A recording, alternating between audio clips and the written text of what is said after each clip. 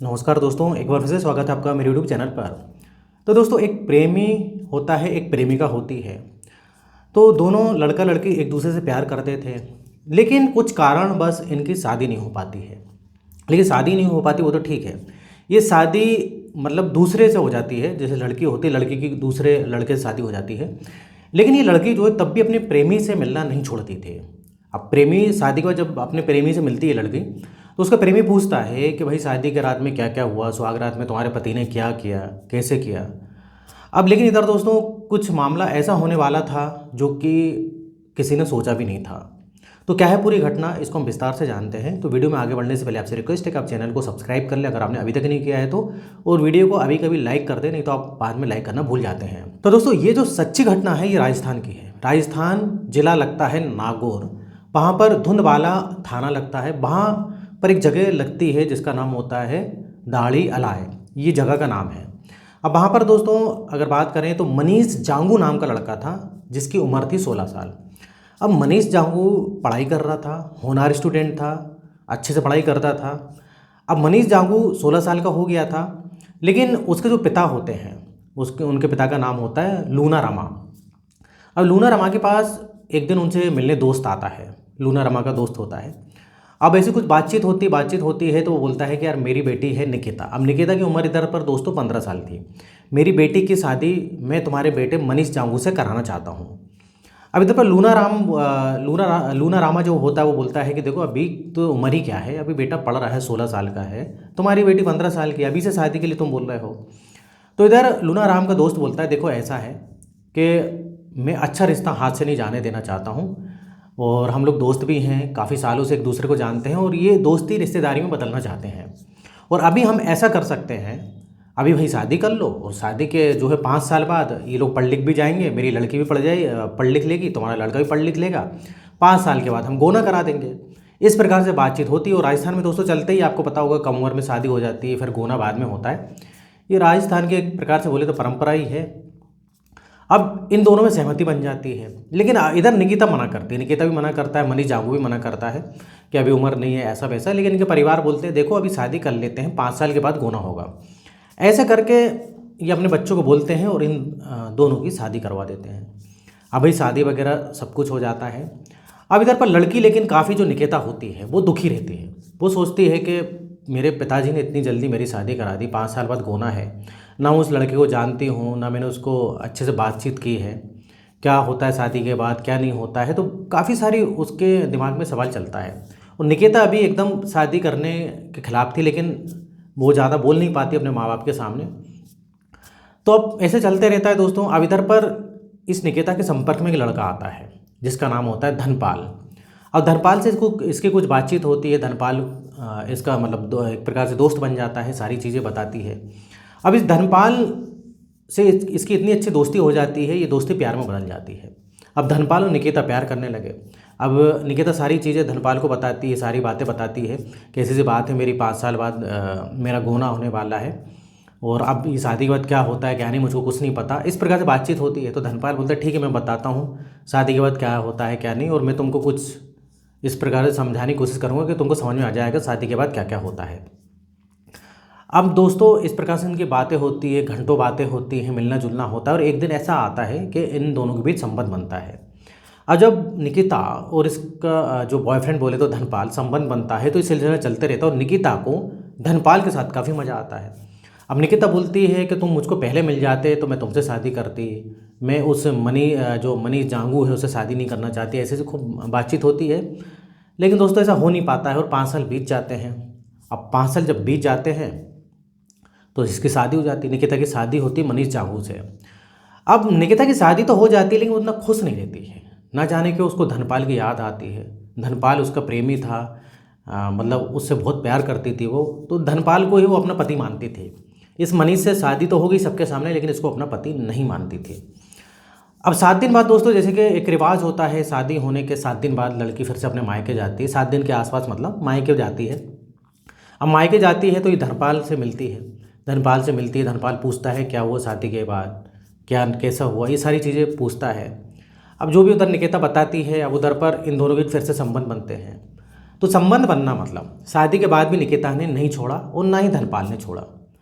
अब इधर दोस्तों होता क्या है कि इस प्रकार से चलता रहता है। जब भी मायके आती थी धनपाल से जरूर मिलती थी। वो कई बार दोस्तों इसको मौका मिल जाए धनपाल को तो धनपाल भी जो है निकिता के घर मतलब निकिता के ससुराल चले जाता था। मतलब घर पर तो नहीं, बाहर ये लोग मिल लेते थे। तो इस प्रकार सिलसिला चलते रहता है। अब दोस्तों इधर पर तारीख आती है 18 अप्रैल 2026 की। 18 अप्रैल 2026 में जो है एक गाँव में पास में एक तालाब रहता, मतलब जंगल होता है, जंगल के पास में एक तालाब होता है। उस तालाब के जो है आसपास कभी कुछ लोग जो है घूमने भी आया करते थे, टहलने आते थे सुबह सुबह। अब वो देखते हैं कि उधर पर किसी की लाश पड़ी हुई है। अब जब लाश पड़ी रहती है तो लोग उसको देखते हैं, लेकिन उधर कोई उसको पहचानता नहीं है। पुलिस को बुलाया जाता है। पुलिस भाई सबसे पूछती है कि कौन है, कोई इसको जानता है क्या, लेकिन सभी लोग उधर मना करते हैं कि हम लोग इसको नहीं जानते हैं। अब पुलिस और सर्च करती है। अब पता लगता है कि 2 किलोमीटर दूर उधर पर एक मोबाइल पाया गया है। एक मोबाइल था। अब दोस्तों उसमें सिम वगैरह कुछ भी नहीं थी, सिर्फ मोबाइल था। तो जब वो मोबाइल मिलता है तो पुलिस को लगता है कहीं ना कहीं हो सकता है कि जिसकी ये लाश मिली है ये मोबाइल उसी का हो। तो पुलिस भाई उसका जो IMEI नंबर जो होता है उससे पूरा सब कुछ पता करती है कि इसमें सिम पहले किसकी लगी थी, क्या था। तो पता लगता है कि वो मनीष जांगू है। वो मनीष जांगू की लाश है। मनीष जांगू का मोबाइल था वो। उसके घर वालों को बुलाया जाता है। घर वालों को बुलाते हैं तो भाई वो लोग भी शनाख्त करते हैं कि मनीष है ये। अब इधर बात आती है कि मनीष जांगू को मारा किसने और कैसे मारा। अब इधर कॉल डिटेल्स वगैरह पुलिस निकालती है, क्योंकि इधर पुलिस को कुछ नहीं पता लगता है, लेकिन मोबाइल से पता लगता है कि भाई ये किसका मोबाइल है। तो इधर पर होता क्या है कि पुलिस क्या करती है कि मनीष जांगू की जो बीबी है निकिता का मोबाइल नंबर भी लेती है। जब निकिता का मोबाइल नंबर लेती है तो निकिता की काफ़ी लंबी लंबी बातें धनपाल से होती थी। अब धनपाल का जो नंबर है उसको भी पुलिस देखती है। जब उसकी भी कॉल डिटेल्स निकालती है तो उसमें पता लगता है कि धनपाल भी भाई निकिता से बात करता था। तो पुलिस समझ गई कि इधर निकिता धनपाल के बीच कुछ है। पुलिस दोनों को गिरफ्तार करती है। दोनों को गिरफ्तार करती है और अलग अलग इंट्रोगेशन करती है, अलग अलग बिठा के उनसे पूछताछ करती है।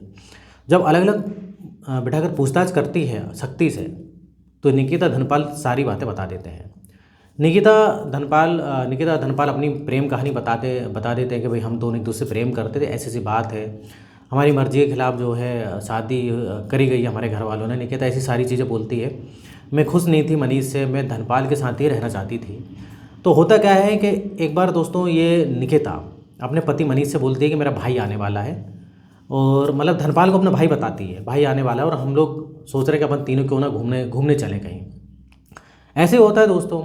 ये जो मनीष था अपनी कार में बिठाता है निकिता को और उसका जो बॉयफ्रेंड है धनपाल, जो कि उसने भाई बता के रखा था। ऐसे घूमते फिरते हैं तो एक जगह पार्क साइड जाते हैं तो उधर ये कुछ जूस वगैरह लेके आता है। धनपाल बोलता है कि मैं जूस लेके आता हूँ, तुम लोग कार में बैठो।